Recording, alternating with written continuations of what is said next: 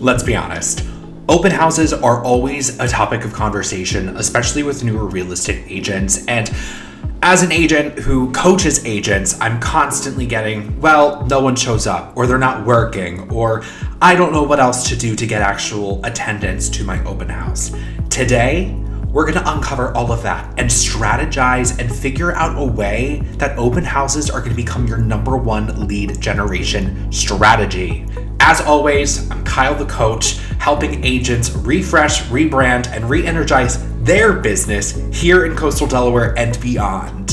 One, we're going to debunk the myth that open houses don't bring buyers. One, this could not be further from the truth, because what is an open house? It is essentially a vessel allowing for buyers to come to you, raising their hand, saying, hey, I'm interested in buying a house. It might not be today. It might be 6 months from now, but I have interest. It takes away the cold calling scare that so many people get from trying to find buyers. It takes away the awkward DMs that you're sending away. It takes away that fear of having to talk to someone, not even knowing if they're interested in buying a house. Now, the real purpose of an open house, yes, we're trying to sell that property that we're sitting. However, what really is happening is you're building your business as a real estate agent. You should be having conversations that are converting those customers that are walking in into actual clients. Again, those are people that have raised their hand, that are saying, I want to purchase a property. They might not have the pre-approval. They might not even have an understanding of what the process looks like in your state or your market. That's where you come in as the expert. And when they enter that property, that's where you need to start running a needs analysis on them, finding out what is your motivation. Are you relocating? Are you downsizing? Are you upgrading? Are you looking for a secondary property? Are you looking for a new primary? Are you even working with another agent? Have you purchased before? Are you a first-time home buyer? These are all questions that should be running through your mind in an organized manner, of course, so that way you are being purposeful and intentional with the conversation you're having with them, so that conversion happens naturally. Another thing with open houses that I get all the time is it's only for nosy neighbors. I'm going to stop you right there. They're not nosy neighbors. They are potential future sellers. When you change your mindset to that, you're going to be strategic in potentially doing a neighborhood exclusive 1 hour before the public is allowed in that property. What that is going to do is it's going to give you exclusive time with only members of that community. It allows them to interview you, but it's also giving you quality time with people that already live in that community, where you can ask them, why do you love living in this community? I'm going to have people coming in an hour asking me, why should I move to this community? What about it is so amazing?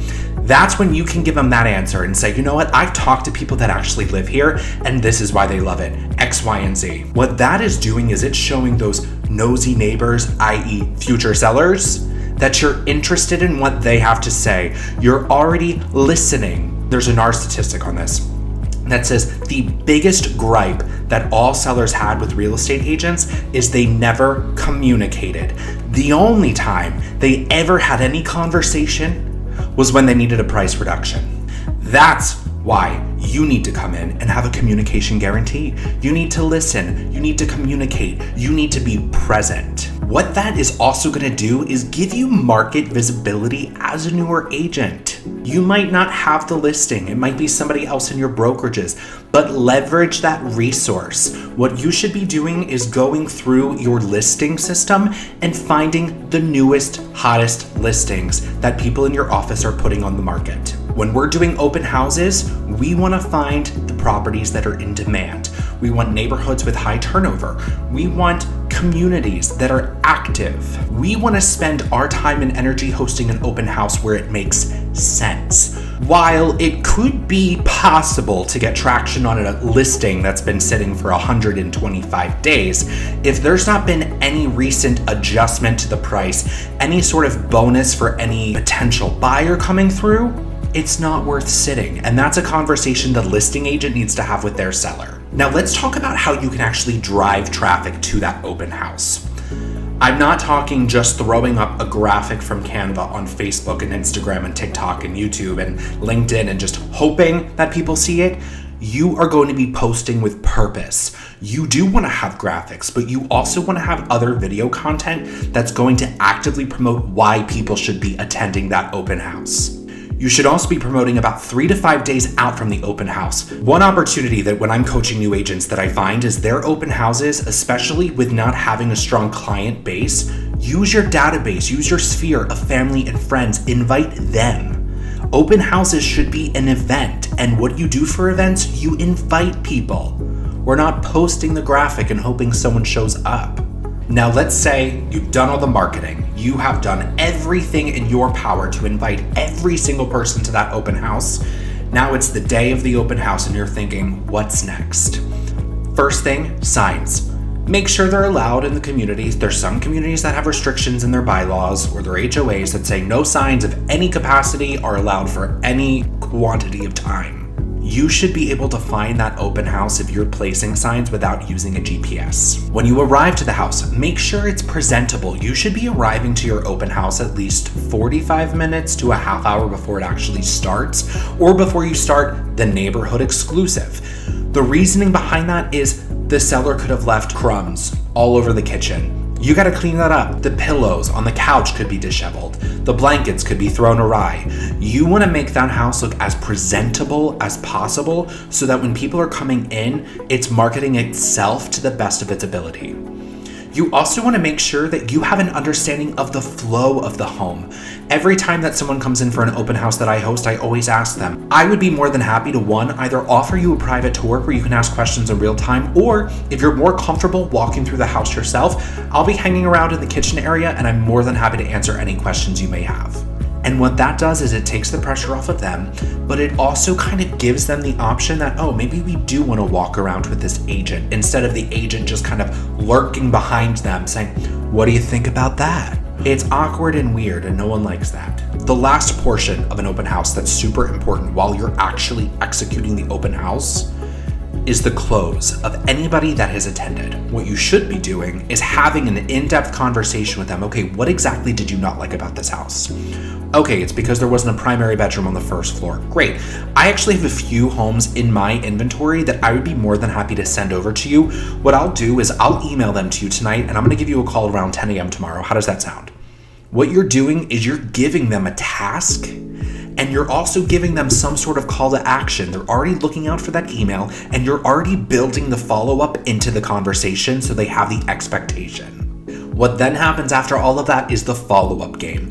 The number one issue with open houses is people will add the contacts into their database and then forget about them. They're like, I didn't really have a conversation with them. They'll reach out when they're ready. You know what they did with that flyer that they collected from your open house? It's probably on the floor of their car, or crumpled up in the back seat. Or when they were stopping at the gas station to pump up the gas, they just put it in their McDonald's bag and threw it away.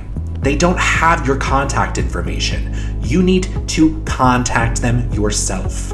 You should also be sending them some sort of personalized text saying, hey, it was so great meeting you today at 123 Coastal Drive. I really enjoyed our conversation about, how the fenced-in backyard worked for your pets or your children. Remember, I'm gonna send over some properties tonight. Take a look through and I'll call you tomorrow and let you know which ones fit, what you're possibly looking for. Now, while we covered a lot today, the biggest thing I need you to take out of this is open houses are not dead. The boring ones are. You need to create an event. You need to be strategic in the conversations you have. You need to be strategic in the properties that you're picking. Because let's be honest, putting all this time and energy into something that you're going to sit there for 2 hours and no one's going to attend is a waste of your time. All it is a time block on your calendar. Now, if you do have the unfortunate being that no one shows up, lead generate during that open house. Have a list of clients that you can follow up with. Have a list of friends and family you can call or text. Have a list of people on social media that you need to send DMs to. Bring a stack of 10 cards and write 10 handwritten notes to people that you can mail out. Mail them to the neighbors. And most importantly, if you are a new agent and you are struggling or you just need some ounce of motivation or push, hit subscribe and we'll chat every single week about the things that you should be implementing in your business to make it grow. And as always, go lead generate, besties.